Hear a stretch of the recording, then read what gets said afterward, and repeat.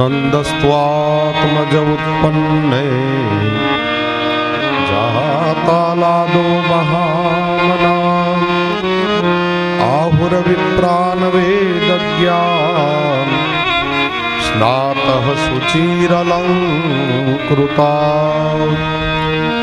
श्री सुखदेव जी महाराज परीक्षित जी ने 10મ સ્કંદની પવન પાવની લીલાઓનું વર્ણન કરે છે।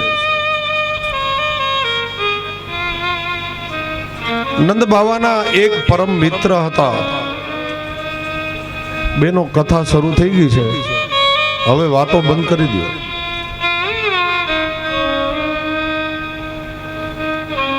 બિલકુલ વાતો બંધ અને આપણું ચિત્ત હવે કથામાં હોવું જોઈએ। 10 મિનિટ પૂરી થઈ ગઈ છે। નંદ બાવાના એક પરમ મિત્ર હતા, એ બ્રાહ્મણ હતા સુખરામજી। જો આ કથા ભાગવતજીમાં નથી આપી હો, એટલે એમાં ગોતતા નહીં। આ અન્ય પુરાણ અંતર્ગત કથા છે। એનું નામ હતું સુખરામજી। શ્રીમદ ગોકુલથી થોડે દૂર જ રહેતા હતા। એમને જ્યારે સમાચાર મળ્યા કે પ્રભુનું પ્રાગટ્ય થયું છે, નંદ બાવાને ત્યાં લાલાનું પ્રાગટ્ય થયું, હૃદયમાં ભાવ થયો। એટલે પ્રભુનું દર્શન કરવા માટે સુખરામજી પોતાના ઘેરેથી નીકળ્યા। પોતાના ઘરવાળા હતા ગોરાણી, એને કહ્યું દેવી તમારે આવવું છે દર્શન કરવા? બોલે મારી પાસે સમય નથી, તમારે જવું હોય તો જઈ આવો। સુખરામજી જાણતા હતા પ્રભુના મહત્વને, પણ એમના પત્નીને ખબર નહોતી કે આ પ્રભુ એટલે શું છે, લાલો એટલે કોણ એ જાણતા ન હતા।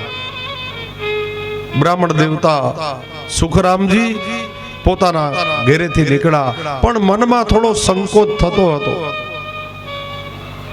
કે નંદરાયજી એ મારાથી નાના છે, હું મોટો છું, અને એમના ઘેરે આટલા વર્ષે બાળકનું પ્રાગટ્ય થયું તો મારે એને કાંઈક ભેટ ધરવી જોઈએ, સાવ ખાલી હાથે ન જવાય। રસ્તામાં ખેડૂતની વાડી આવી, આંબા વાડી હતી, ઘણા ફળ હતા। સુખરામે કહ્યું ભાઈ મને 5 ફળ આપો ને। પેલા ખેડૂત દયાળુ હતા, એને કહ્યું સુખરામજી 5 સુકામે 15-20 લઈ જાઓ? બોલે નહીં, 5 જ આપો। નંદ બાવાને ઘેરે લાલાનું પ્રાગટ્ય થયું ને, મારે એમને ભેટ ધરવા માટે જોઈએ। ખેડૂતે 5 ફળ આપ્યા, ભેટમાં બાંધી અને સુખરામજી શ્રીમદ ગોકુલ પધાર્યા। નંદ બાવાને સમાચાર મળ્યા। સુખરામજીને જોઈને દોટ મૂકી, અરે સુખરામ ભાઈ આટલા વર્ષે પધાર્યા, પધારો પધારો। નંદ બાવા એને ભેટી પડ્યા, મિત્ર આટલા વર્ષે આવ્યા? સુખરામજી કહે હા નંદ બાવા, મને સમાચાર મળ્યા કે આપના ઘરે લાલનનું પ્રાગટ્ય થયું। બોલે હા ભાઈ, એ પ્રભુની કૃપા, એક નહીં 2 બાળકોના પ્રાગટ્ય થયા। પ્રભુના પ્રાગટ્યના સમાચાર સાંભળી અને આજ સુખરામજી નાચે છે। કહે પણ લાલો ક્યાં બિરાજે છે, એના દર્શન તો કરાવ। નંદરાયજીનો હાથ પકડી નંદાલયમાં ગર્ભગૃહમાં લઈ ગયા। પ્રભુ પોલનાની અંદર બિરાજે છે, અને જ્યારે સુખરામજીએ પ્રભુનું દર્શન કર્યું અને દર્શન કરતા જ બ્રહ્માનંદ પ્રગટ થયો। રૂવે રૂવે જાણે આનંદ આનંદ વ્યાપ્ત થયો. સુખરામજી નાચવા લાગ્યા. નંદરાય તમે કેટલા ભાગ્યશાળી, યશોદા દેવી તમે કેટલા ભાગ્યશાળી, આટલું સુંદર બાળકનો પ્રાગટ્ય થયો, મારા રોવે રોવે આજ આનંદ વ્યાપ્ત થયો, મને બ્રહ્માનંદ પ્રાપ્ત થયો. સુખરામજી નાચવા લાગ્યા. આટલા સુંદર હતા પ્રભુ. સુખરામજી 5 દિવસ રોકાયા. 5મે દિવસે કહે નંદરાયજી હવે મને વિદાય આપો, હવે મને રજા આપો. સુખરામજી જ્યારે જવાની તૈયારી કરે છે, યશોદાજીએ નંદ બાવાને રસોઈ ઘરમાં બોલાવ્યા. રસોઈ ઘરમાં બોલાવીને કહે નંદરાયજી સુખરામજી બ્રાહ્મણ છે હો. નંદ બાવા કે મને ખબર છે, મારા મિત્ર છે ને બ્રાહ્મણ પણ છે, તો તમે એને કઈ દક્ષિણા આપી કે નહીં? બ્રાહ્મણના દીકરા ખાલી હાથે ન જવા દેવા, આપણને અપરાધ લાગે. એટલે નંદ બાવા યશોદાજીને કહે યશોદાજી તો શું ભેટ આપીએ? પૈસા કે કઈ હતું નહીં, ગાયો ભેટમાં આપવાની હતી દક્ષિણા. બોલે દેવી કેટલી ગાયો આપું? 50 આપું? યશોદાજી કે 50 જ? અરે તો 100 આપું? યશોદાજી કે બસ 100 જ. એક તો તમારો મિત્ર છે, બીજા બ્રાહ્મણ છે, 100 જ ગાયો આપશો? અરે તો 200 આપું, 500 આપું, તમે કહો એટલે આપું. યશોદાજી મોટા હાથના છે, મોટા મનવાળા છે, અને નંદ બાવાને ટોણા મારે છે. યશોદાજી કહે નંદબાઈ નંદરાયજી જ્યારથી લાલાનું પ્રાગટ્ય થયું ને તમારું મન કેમ સાંકડું થતું જાય છે? અરે પણ દેવી કહો ને કેટલી ગાયો આપું? અરે 5000 આપો. આ બ્રાહ્મણ પાછા થોડા આવવાના, 5000 ગાયો આપો. આવા મોટા હાથવાળા સ્ત્રીઓ જેના ઘરમાં હોય ને એના ઘરમાં જ પ્રભુ પધારે હો. એના ઘરમાં જ પ્રભુના પ્રાગટ્ય થાય. જેની પત્ની ઉદાર એના પતિનો ઉદ્ધાર. સમજાય છે ને આમાં? જેની પત્ની ઉદાર હોય, મોટા મનવાળી હોય, એના પતિનો ઉદ્ધાર, અને નહીતર આખી જિંદગી ઉધાર. નહીતર પછી ઉધાર. પત્ની ઉદાર તો જીવનનો ઉદ્ધાર. યશોદાજી મોટા હાથવાળા છે. કહે બ્રાહ્મણના દીકરા આવ્યા છે, 5000 ગાયો આપો. 5000 ગાયો આપી. સેજ રિપીટ રાખો ને બેલા, આવું કોરું થઈ ગયું છે.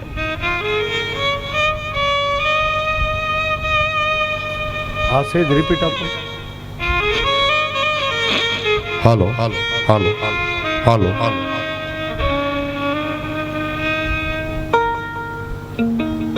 સુખરામજી ગાયો લઈને ચાલતા થયા. અરે નંદ બાવા આટલી બધી ગાયો? બોલે હા. તું ક્યાં વારે વારે આવવાનો હતો? સુખરામજી 5000 ગાયો લઈ અને વિદાય થતા હતા. રસ્તામાં બીજા બ્રાહ્મણો એને સામા મળ્યા. સુખરામજી બ્રાહ્મણોને કહ્યું બ્રાહ્મણો ક્યાં જાવ? અરે નંદરાયને ત્યાં લાલાનું પ્રાગટ્ય થયું ને, અમે સાંભળ્યું કે બહુ ભેટ આપે છે બધાને, એટલે અમે ભેટ દક્ષિણા લેવા માટે જઈએ છીએ. સુખરામજી કહે ખાલી ભેટ લેવા જ જાવ છો કે લાલાનું દર્શન કરવા જાવ છો? બોલે દર્શનમાં તો બહુ કઈ રસ નથી, ભેટ લેવા જઈએ છીએ. સુખરામજી કહે તો ત્યાં ધક્કો ખાવાની જરૂર નથી, હું જ તમને ભેટ આપી દઉં. 2 ગાયો રાખી સુખરામજીએ અને 498 ગાયો બ્રાહ્મણોને ભેટમાં આપી દીધી. લઈ જાઓ, ત્યાં સુધી ધક્કો ખાવાની જરૂર નથી. સુખરામજી 2 ગાયો લઈ પોતાના ઘરે પહોંચ્યા. ત્યારે ગોરાણી માં રાહ જોતા હતા કે હમણાં કઈક આવશે તો લઈને તો આવશે ને. નંદરાયજી મોટા ઘરના છે, 9 લાખ દેનું દૂજે, કઈક સારી સારી દક્ષિણા આપશે, કઈક ભેટ લઈને આવશે. સુખરામજી આવ્યા 2 ગાયો લઈને, ઘરની સામે બાંધી અંદર પ્રવેશ કર્યો ને એ વખતે સુખરામના પત્ની કહે મહારાજ જઈ આવ્યા? બોલે હા. નંદરાયજીએ કઈ આપ્યું? લાલો કેવો છે એ નથી પૂછતા, પેલા હું પૂછું કઈ દક્ષિણા આપી કે નહીં સારી સારી? અરે હા દેવી 5000 ગાયો આપી. ત્યાં તો ગોરાણી માની આંખો ફાટી રહી. 5000? બોલે હા 5000 આપી. પણ આ દેખાય છે તો 2, બીજી ક્યાં? અરે દેવી, એમાં એવું થયું, નંદરાયજીએ મને 5000 ગાયો ભેટમાં આપી હતી, પણ રસ્તામાં બ્રાહ્મણો મળ્યા. એ બ્રાહ્મણોને મેં પૂછ્યું કે તમે લાલાની ઝાંખી કરવા જાવ છો કે માત્ર દાન લેવા, ભેટ લેવા જાવ છો? બોલે અમે તો દાન દક્ષિણા લેવા જઈએ છીએ, અમે કઈ ઝાંખી કરવા નથી જતા. એટલે 498 ગાયો, 4998 ગાયો મેં એને ભેટમાં આપી દીધી. ગોરાણી માં કે ભલું થાય તમારું, બધી ગાયો દઈને આવ્યા. બોલે હા દેવી, આપણે હૂતો ને હૂતી બે, આપણે તો એક ગાય હોય ને તોય દૂધ ઘણું થઈ જાય. એક ગાય વધારાની છે, તું કેતી હો તો તારા પિયર મોકલાવી દઉં. ગોરાણી કે ઈ પેલા કરો, નહીતર આય તમે કોકને દઈ દેશો. અને હળવે રહીને એમના પત્નીએ પ્રશ્ન કર્યો કે તમે દાન ને એ તો બધું બરાબર, નંદરાયના ઘેરે લાલનો પ્રાગટ્ય થયું, એ બાળક કેવું છે એ તો કહો. અને હવે પ્રભુને યાદ કરીને બ્રાહ્મણ નાચવા માંડ્યા. અરે દેવી, શું વાત કરું, એ કેવો અદ્ભુત છે બાળક, કરોડો કામદેવ લજ્જિત થાય એવું મન્મથ પ્રભુનું સ્વરૂપ છે. દેવી, તમે ન આવ્યા ને, તમે મોટી ભૂલ કરી. એ લાલાનું દર્શન કર્યું હોત તો જગત પછી જોવાની જરૂર ન પડત. જગદીશને જોઈ લઈએ ને પછી જગત જોવાની જરૂર ન પડે. સાહેબ, આવા અદ્ભુત છે પ્રભુ. ગોરાણી કહે પણ કેવા અદ્ભુત છે એ તો કહો. બોલે એનું વર્ણન કેમ કરું? બસ એટલું કહી શકાય કે જોતા હૈયો રે હરખાય નીરખવા લોચનિયા લલચા એવું રૂપ રસિયા એ જોતા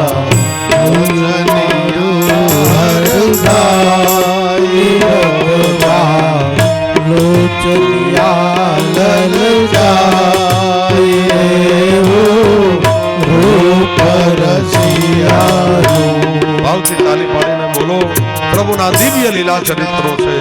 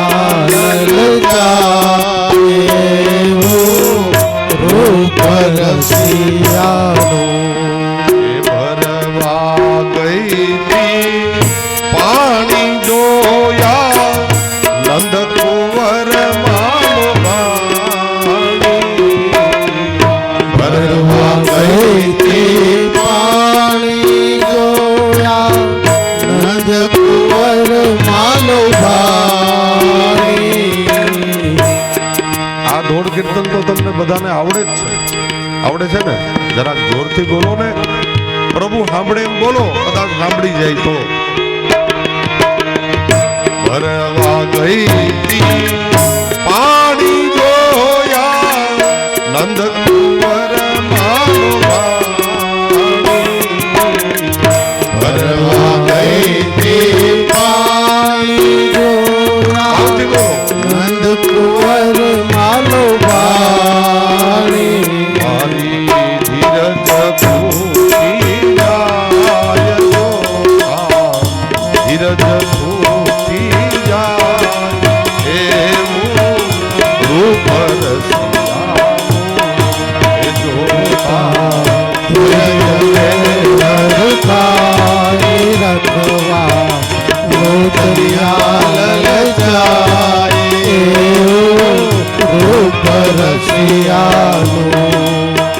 ભરવા ગઈ પાણી જોયા નંદ કુંવર મેલો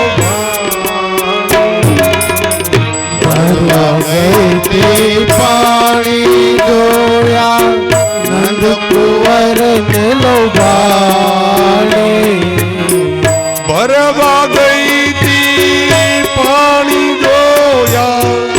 નંદ કુંવર ને ભરવા ગઈ તે પાણી જોયા નંદ કુંવર ને લોભાણી મારી ધીરજ ખૂટી જાય જો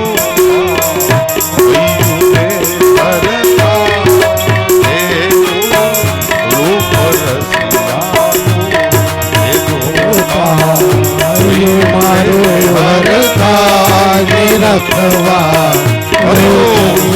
લલચાય એવું રૂપ રસિયાનું પાલવ મારો ચાલ્યો છેડો હાથમાં વીટણા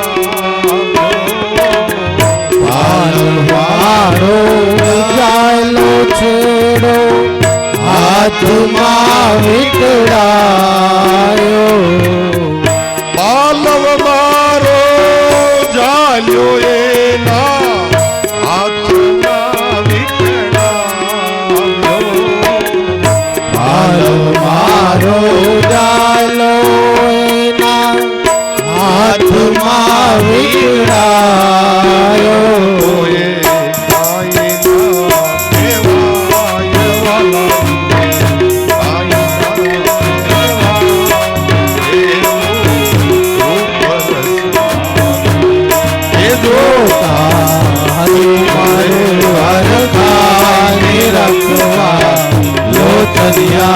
લલચાય એવું રૂપ રસિયાનું મારી મુજને નૈન કટારી લાગે પ્યારી પ્યારી મારી મુજને નૈન કટારી લાગે પ્યારી પ્યારી મારી મુજને નૈન કટારી લાગે પ્યારી પ્યારી મારી મુજને નૈન કટારી લાગે પ્યારી પ્યારી મનડું મધુર મુસ્કાય મધુર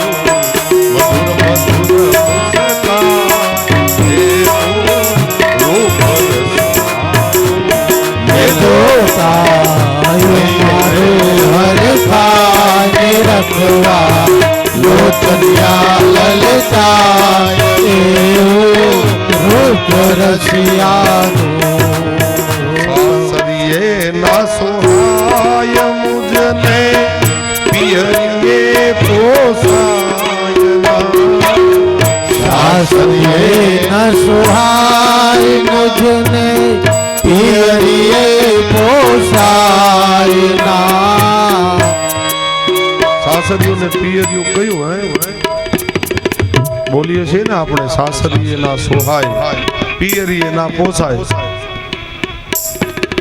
આ સાસરીઓને વાં છે પિયરી સાસરીએ ના સોહાય મુજને પિયરીએ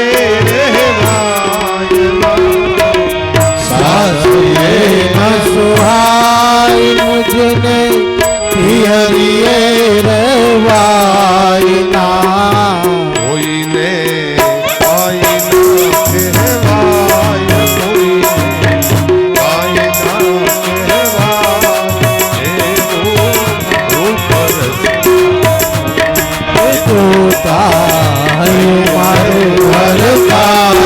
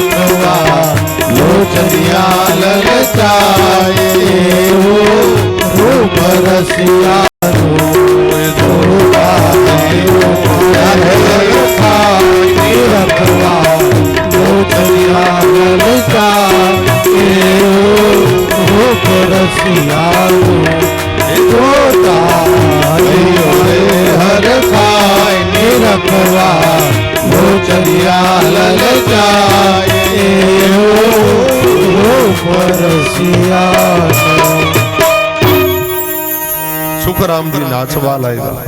દેવી તમે ન પધાર્યા ને, તમે લાલાના દર્શન વિહોણા રહી ગયા. એક વખત લાલાનું દર્શન કરે એને જગત પછી જોવાની જરૂર ન પડે. આવા અદ્ભુત છે. બ્રાહ્મણ પત્ની રડવા લાગ્યા. મહારાજ મારા ભાગ્યમાં નહીં ને એટલે હું તમારી સાથે ન આવી. આવા પરમ મિત્ર હતા નંદરાયજીના. પ્રભુના દિવ્ય ચરિત્રો છે. એક એક ચરિત્રો દિવ્ય છે. 7 દિવસ થયા પ્રભુના પ્રાગટ્યને. નંદ બાવાને હવે યાદ આવ્યું કંસરાયનો કર ભરવાનું બાકી છે. એટલે યશોદાજીને કહે, યશોદાજી તમે બંને લાલનું ધ્યાન રાખજો. મને બહુ ભય લાગે છે. આટલા વર્ષે આપણા ઘરે પ્રભુના પ્રાગટ્ય થયા. બંને લાલાનું ધ્યાન રાખજો યશોદાજી. હું કંસરાયને કર ભરીને હું હમણાં જ આવતો રહે. મય માખણના માટ ભર્યા કર દેવા માટે નંદ બાવા મથુરા સીધાયા. કંસરાયના મહેલ પાસે આવી જે કઈ કર આપવાનો હતો કંસરાયની પાસે એ લઈને નંદ બાવા ગયા. કંસરાયજી નંદ બાવાનું સ્વાગત કર્યું. અરે પધારો નંદરાયજી પધારો. આમ કહીને પોતાની પાસે એને બેસવા માટે આસન આપ્યું. નંદ બાવા બિરાજા અને કહે છે, કંસરાયજી મને ક્ષમા કરજો. કંસરાય કહે, કેમ? અરે આ કર આપવાનું મોડું થયું ને એટલા માટે. કંસરાય કહે, નંદ બાવા મોડું થવાનું કારણ શું? અરે મહારાજ મારા ઘરે બે લાલના પ્રાગટ્ય થયા. અને કંસરાય તો ઊભા થઈ ગયા. કારણ કે નંદ બાવાની સાથે એની સારી એવી મિત્રતા હતી. મિત્રતા હોવાનું કારણ એટલું જ હતું કે સૌથી વધારે કમાણીનું સાધન શ્રીમદ ગોકુલ હતું. કારણ કે ત્યાં મઈ માખણ ખૂબ થતા હતા. એટલી ગાયો સૌથી વધારે ગોકુલમાં હતી. એટલે કંસરાયને વધારે કર મળતો હતો. એટલે નંદ બાવાની સાથે કોઈ દિવસ બગાડતો નહીં કંસ. એને પરમ મિત્ર હોય એમ રહેતા હતા. એટલે કહ્યું, નંદ બાવા તમારા ઘરે બે બાળકોના પ્રાગટ્ય થયા એની હું તમને વધાઈ આપું છું. એ તો ખૂબ આનંદની વાત છે. કંસરાય અંદર ગયા. 5 સાચા રત્ન લઈ અને નંદરાયજીને ભેટ કર્યા. આ તમારા બાળકોને તમે ભેટ ધરજો મારા વતી. અને હું તમારા બંને બાળકોને આશીર્વાદ આપું છું કે એના જેટલા હોય ને એ બધા શત્રુનો નાશ થાય. પોતાના પગ ઉપર કુવાડા માર્યા કંસરાય. એને ક્યાં ખબર છે કે હું જ શત્રુ છું સૌથી મોટો. આશીર્વાદ દીધા કે શ્રાપ આપ્યો ખબર ન પડી. નંદરાયજી કહે, ધન્ય મહારાજ, એક મારે આપને વિનંતી કરવી હતી કંસરાય. કંસ કહે, બોલો. આપના કારાગૃહની અંદર વસુદેવ અને દેવકીજી વર્ષોથી કેદખાનામાં છે. કેટલાય વર્ષોથી હું એમને મળ્યો નથી. આપ આજ્ઞા આપો તો એમને મારે મળવા જવું. કંસરાય કહે, નંદરાયજી તમારે ચિંતા ન કરવાની હોય, તમારે આજ્ઞા ન લેવાની હોય, તમે જાઓ. નંદ બાવા વસુદેવ અને દેવકીજીને મળ્યા છે. વસુદેવ અને દેવકી પ્રભુ સ્મરણ કરતા હતા, રડતા હતા. પણ નંદરાયને જોઈ અને ખૂબ રડવા લાગ્યા. નંદરાયજીને ભેટી પડ્યા વસુદેવજી અને કહે, વસુદેવ મિત્ર તમે કેટલા ભાગ્યશાળી અને અમે કેટલા અભાગી છીએ. મારા આટલા સુંદર બંને બાળકો હોવા છતાંય એના કોઈ લાલન પાલનનો અમને અધિકાર પ્રાપ્ત નથી થતો. તમે કેટલા ભાગ્યશાળી છો. બંને બાળકોના બાળ સહજ લીલાનો અનુભવ આપ કરો છો અને અમે એનાથી વંચિત છીએ મહારાજ. તમે કેટલા પરમ ભાગ્યશાળી.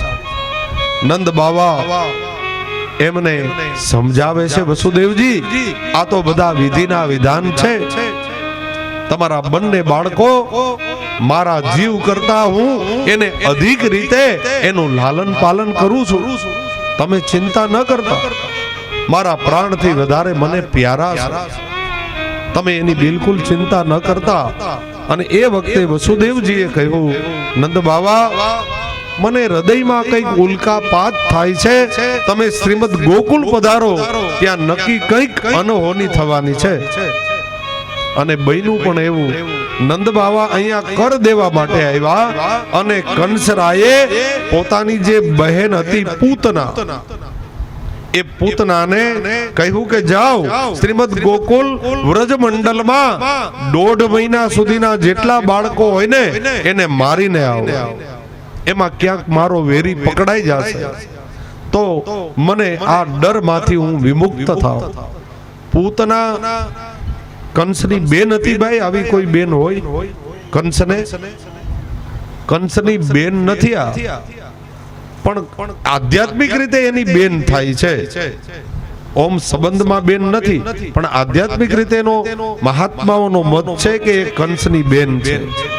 કારણ કે પાપનો બાપ એ લોભ છે. પાપનો બાપ એ લોભ, અને પાપની માં એનું નામ છે મમતા, અને એ પાપની એક બેન એનું નામ છે વાસના. આ કંસરાય એ પાપનું સ્વરૂપ છે. આપ શ્રી મહાપ્રભુજી આજ્ઞા કરે છે, આ પૂતના એટલે અવિદ્યા, એ વાસના છે. અને વાસના છે ને એ પાપની સગી બેન હોય, એટલે એ રીતે કંસની બેન થાય છે. બાકી કંસને કોઈ બેન હતા જ નહીં. દેવકીજી એ પણ કાકાના દીકરી છે, પોતાના સગા બેન નથી. તો આ પૂતના ક્યાંથી બેન થઈ જાય? મહાત્માઓ લખે 7મે દિવસે આ પૂતના શ્રીમદ ગોકુલમાં પધારે. એનો અર્થ એ થાય, આપ શ્રી આજ્ઞા કરે છે, આપણા શરીરમાં 7 જગ્યાએ વાસનાનો વાસ છે.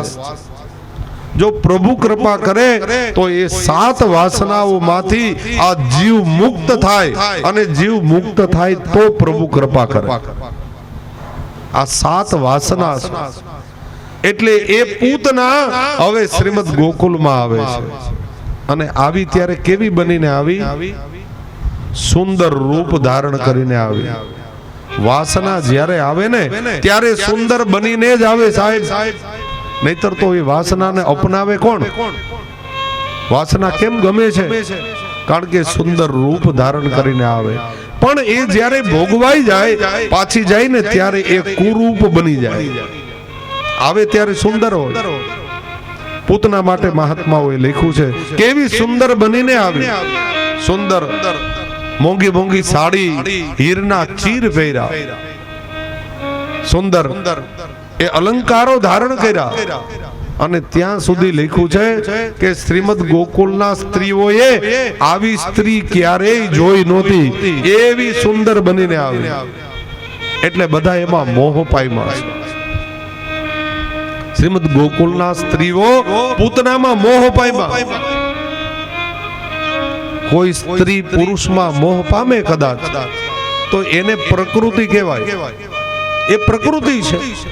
કોઈ પુરુષ સ્ત્રીમાં મોહ પામે તો એ પ્રકૃતિ છે, એનો વિરોધ ન થાય, એ પ્રકૃતિ ગણાય. પણ સ્ત્રીને કોઈ દી સ્ત્રીમાં મોહ ન થાય. મોહન નારી, નારી કે રૂપા. કોઈ સ્ત્રીને સ્ત્રીમાં મોહ ન થાય તો એને વિકૃતિ કીધી છે આપણા શાસ્ત્રો. આજે ઊંધું બન્યું. આજ શ્રીમદ ગોકુલની સ્ત્રીઓને આજ પૂતનામાં મોહ થયો. એ કેટલી સુંદર હશે, કારણ કે એ વાસનાનું પ્રતીક છે, એટલે બધાને મોહિત કરે છે. એટલે મહાત્માઓ લખે છે, બની છે સુંદરતાની ખાણ રે, માસી ગોકુલ આવે. બની છે સુંદરતાની ખાણ રે, માસી ગોકુલ આવે. હીરના ચીરને બાએ બાજુ હીરના ચીરને બાએ બાજુ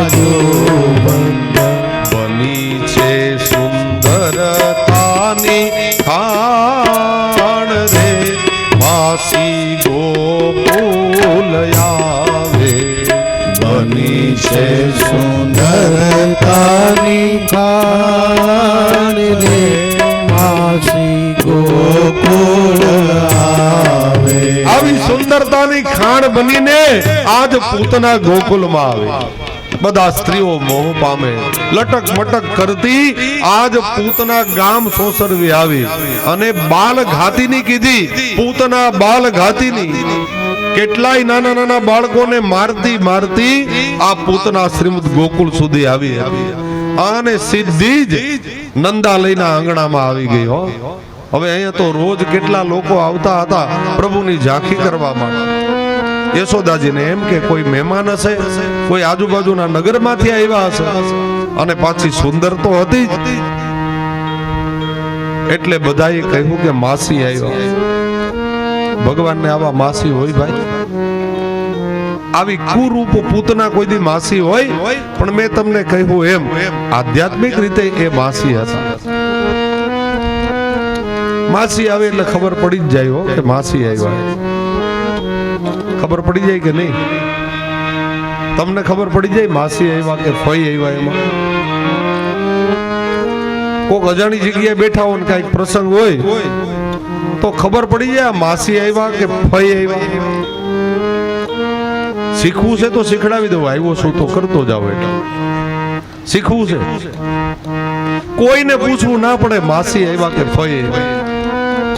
એમને તમને ખબર પડી જાય. તમને એની ચાવી આપતો જાવ.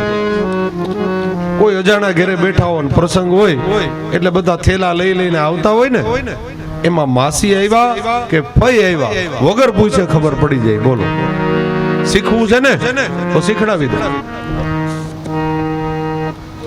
જો એમાં કઈ નવીન નથી, હાવ સીધું જ છે, તરત આવડી જાય તમને.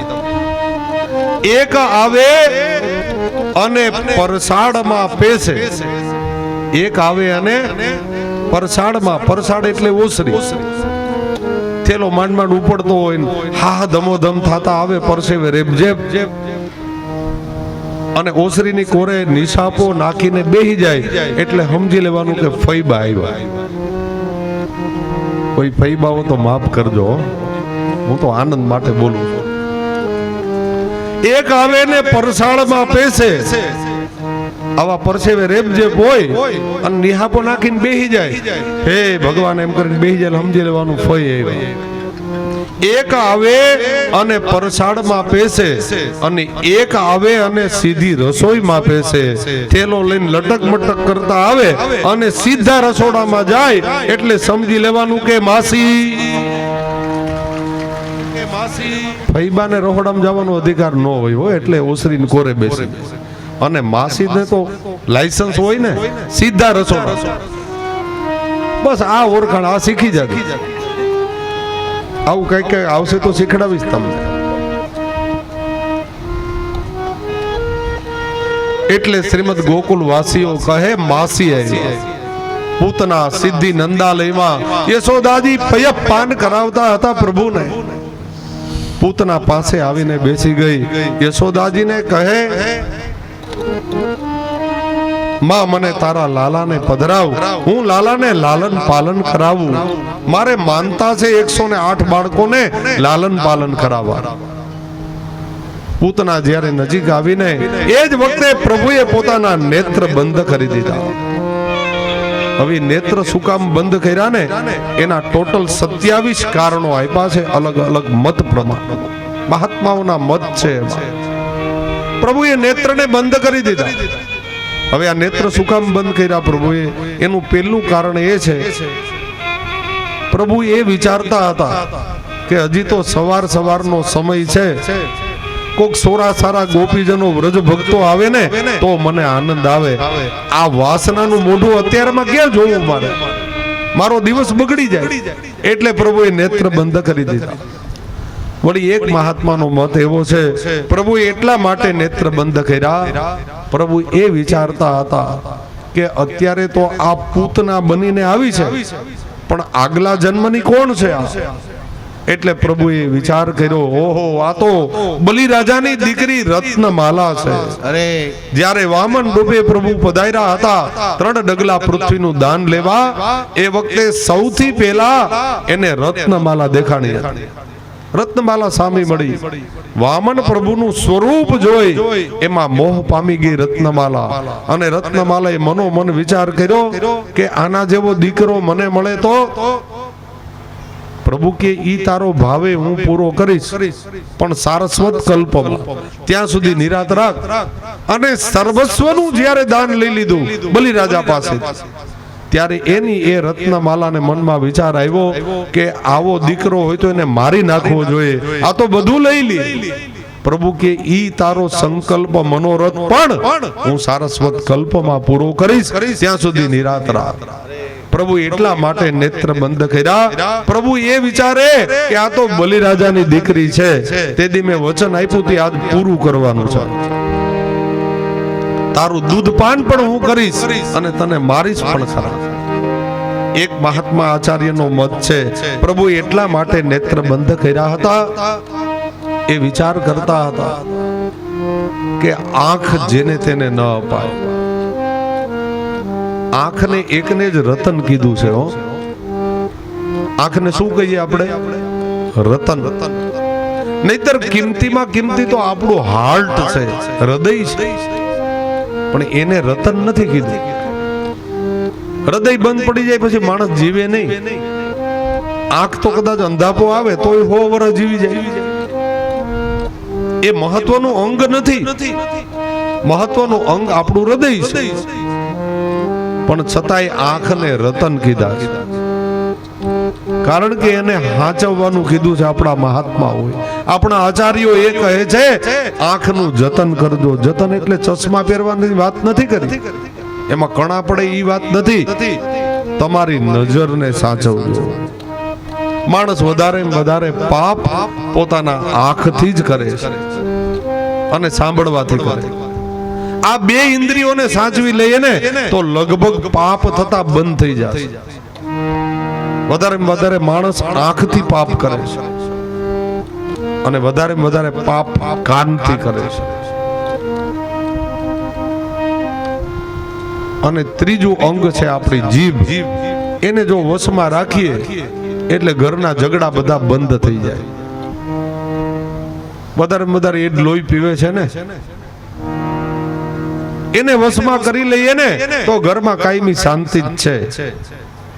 એટલે આંખને રતન કીધા. એટલે પ્રભુએ નેત્ર બંધ કરી દીધા કે આંખ જેને તેને ન અપાય. યોગ્ય વ્યક્તિને આંખ અપાય, જેને તેને આંખ ન અપાય. એટલે એને રતન કીધા. ચોથા મહાત્મા કહે પ્રભુ એટલા માટે નેત્ર બંધ કર્યા. પ્રભુ એ વિચાર કરતા હતા કે આ છે રાક્ષસી, આવી છે મને મારવા માટે. કાલકૂટ ઝેર પોતાના સ્તનમાં લઈને આવી પ્રભુને મારવા માટે. પણ એ મને દૂધપાન કરાવશે તો દૂધપાન તો માં હોય એ જ કરાવે ને. તો એક નાતે એ ભલે રાક્ષસી રહી, પણ એનું હું સ્તનપાન કરીશ એટલે એ મારી માં ગણાય. તો આ કનૈયો એટલો ક્રૂર નથી કે જે માં બનવા આવી હોય એને નરકની યાતના ભોગવવી પડે. અહો બકીયમ સ્તન કાલકૂટમ જિગાંસયા પાય યદપ્ય સાધવી. મારી માં યશોદાને જે ગતિ આપું, પૂતના તને એ જ ગતિ આપી દઉં. આ છે આપણા પુષ્ટિ પ્રભુ કૃપાળુ. હવે કોના શરણમાં જઈએ વિચાર કરો. પૂતના જેવી રાક્ષસીને યશોદાને જે ગતિ મળે એ જ ગતિ આપી દીધી. તો આ કનૈયો કૃપાળુ કેટલો એ તો વિચાર કરો. એટલા માટે પુષ્ટિ માર્ગ એ શ્રેષ્ઠ માર્ગ છે. એના જેવો કોઈ માર્ગ નથી. એના જેટલો અદ્ભુત માર્ગ બીજો કોઈ નથી. આ કૃપાનો માર્ગ એટલા માટે કહેવાયો. પ્રભુએ લાયક ઉપર કૃપા કરી અને લાયક નહોતા ને એવાનો ઉદ્ધાર કર્યો. મોહનો ભંગીને આ બધા કઈ પાત્ર થોડા હતા, પણ પાત્રતા કેળવી લીધી એટલે પ્રભુએ કૃપા કરી. દયા ભોવાયા ઉપર કૃપા કરી. અરે વિધર્મીઓ ઉપર, તાજ બીબી ઉપર કૃપા કરી શ્રી ગુસાઈજી પ્રભુ ચરણે.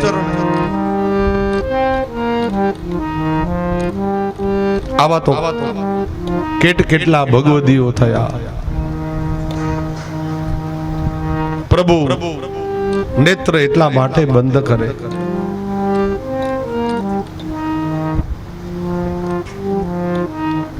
નેત્ર બંધ કરીને વિચાર કરે આને હવે કયો લોક આપું. પ્રભુએ મનમાં નિશ્ચય કરી લીધો અને ગૌ લોક આપી દો. એટલે આના જન્મ મરણના ચક્ર બંધ થઈ જાય. પ્રભુ આટલા માટે નેત્ર બંધ કર્યા. આના અનેક કારણો છે. પ્રભુને યશોદાજીએ ગોદમાં પધરાવ્યા. યશોદાજીને તો કોક રમાડવા વાળું જોઈએ હો લાલા, કારણ કે 9 લાખ દેનું દૂજે કેટલા કામ હોય ભાઈ. યશોદાજી તો ફટાફટ પ્રભુને પધરાવી અને ગૌશાળામાં ગયા. અને અહીંયા પૂતના અને પ્રભુ બે જ છે. પૂતનાનો અર્થ શું થાય? પૂ એટલે પવિત્ર. પૂતનો અર્થ થાય પવિત્ર. આપ શ્રી મહાપ્રભુજી આજ્ઞા કરે છે પૂત એટલે પવિત્ર અને ના એટલે નથી. જે પવિત્ર નથી ને એ અપવિત્ર એટલે પૂતના.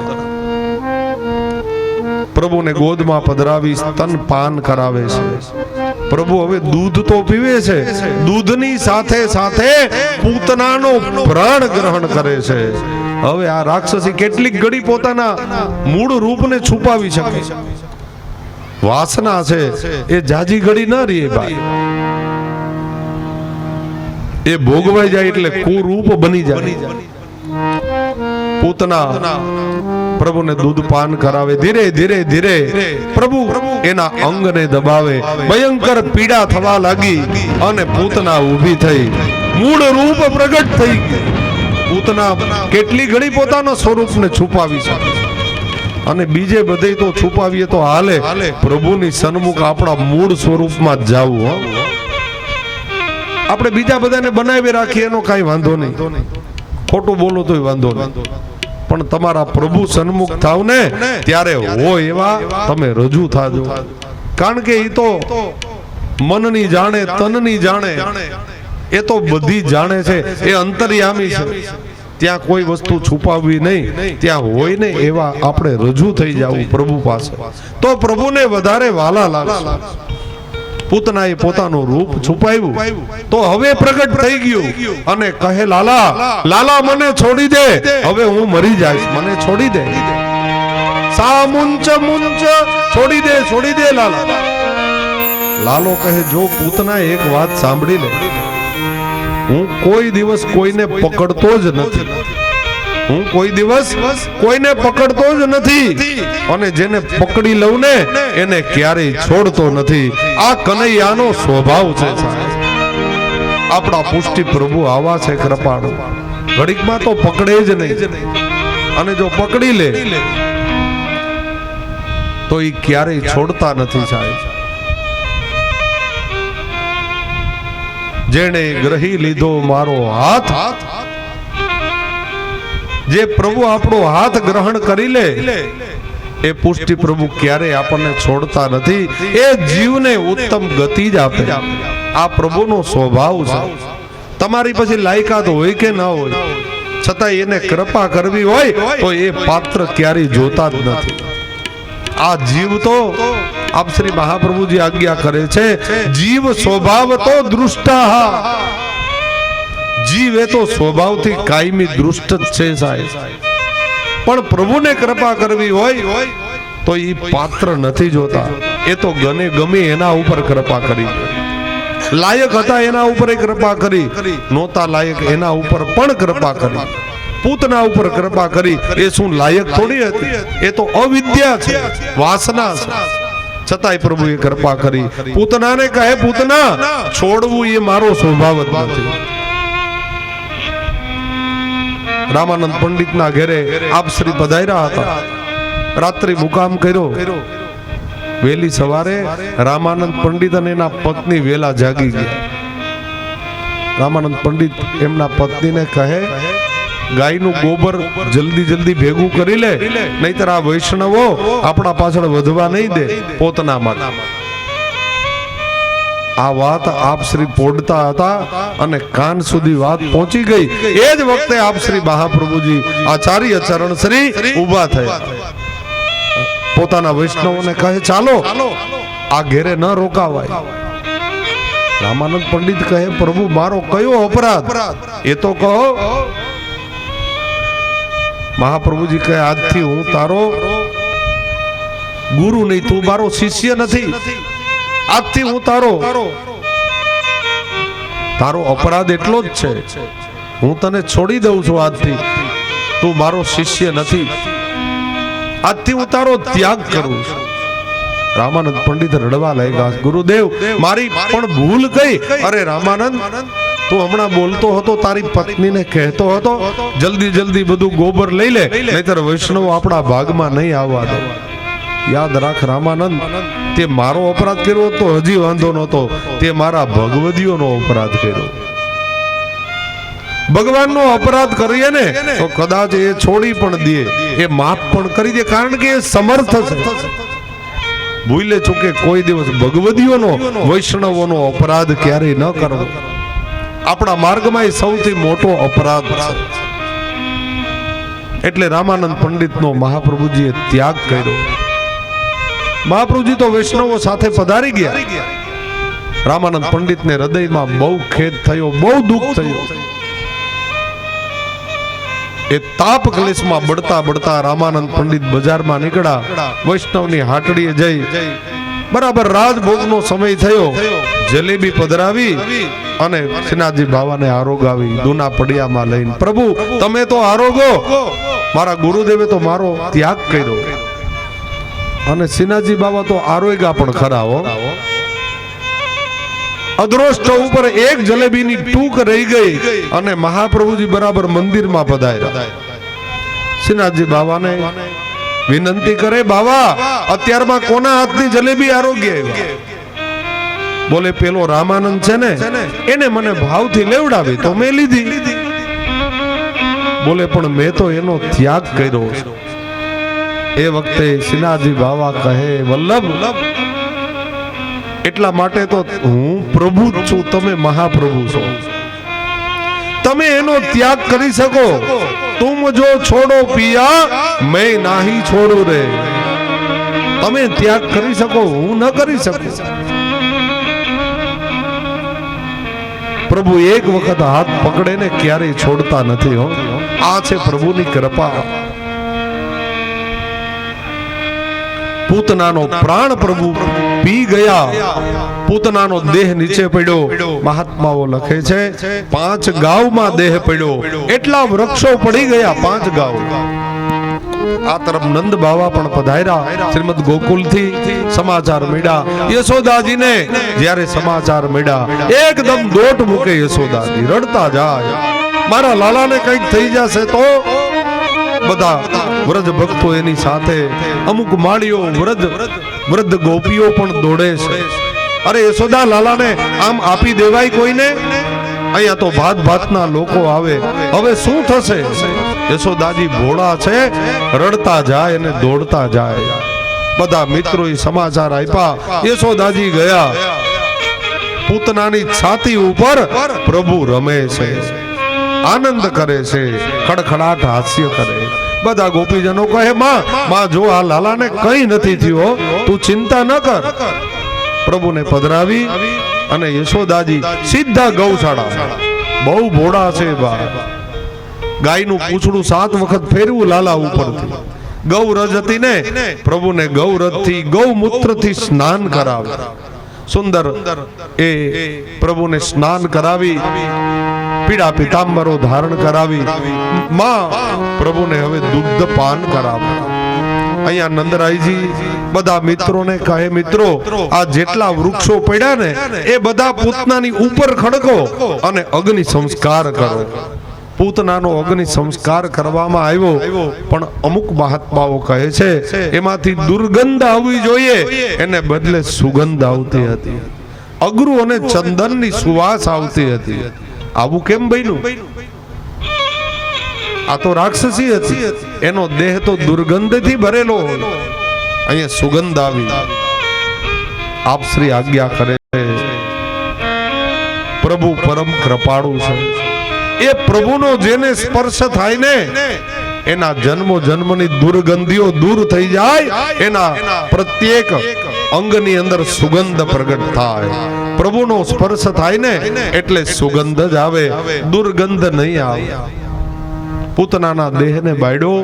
અહીંયા સુખદેવજી મહાત્મા વર્ણન કરે છે, ધીરે ધીરે પ્રભુના અનેક ઉત્સવો ઉજવાય, નિત્ય ઉત્સવો થાય.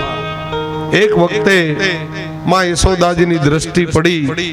પ્રભુ 108 દિવસના થયા. આજે 108 દિવસના થયા એટલે પ્રભુએ પોતાની રીતે પાસું પરિવર્તન કર્યું. પાસું પરિવર્તન એટલે પ્રભુ એની મેળાએ પડખું ફેર્યા. જો બાળક 108 દિવસનું થાય ને ત્યારે પોતાની રીતે પડખું ફરતા શીખે, ત્યાં સુધી આપણે એનું પડખું ફેરવવું પડે. આજે પ્રભુ પોતાની રીતે પાસું પરિવર્તન કર્યું. આ દ્રષ્ટિ યશોદાજીની હતી. યશોદાજીએ જોયું મારા લાલાએ આજે પ્રથમ વખત પાસું પરિવર્તન કર્યું ને, તો હવે એનો આપણે ઉત્સવ ઉજવવો જોઈએ. જો અહીંયા તો ઉત્સવો જ હતા હો વ્રજમાં, કઈક બાનું જોઈએ ઉત્સવ ઉજવવા. અને આજે પણ તમે વ્રજમાં જાઓ તો આ ઉત્સવ આજે પણ ઉજવાય છે. એક મનુષ્યના 16 સંસ્કારો છે. દક્ષિણમાં જાઓ 16 સંસ્કાર આજે પણ થાય છે. ગર્ભાધાન સંસ્કાર થી લઈ અને અંતિમ સંસ્કાર સુધી 16 સંસ્કારો છે વેદમાં.